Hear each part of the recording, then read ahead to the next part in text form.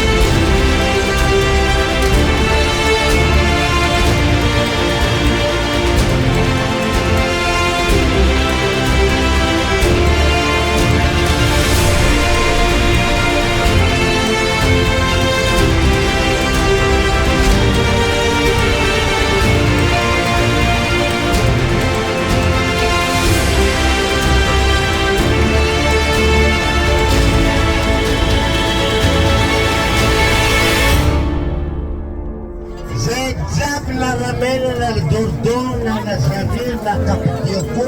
l'Itadrati Santon Ravravela Rofo Jabi Vulit Narkamin Mamchika Sandra Vravom Rajak Tochkati Sara Chikajabi Mangumofa Wabi Santon Nera Angkat Kamjangan Dikasih Ras Ketalmas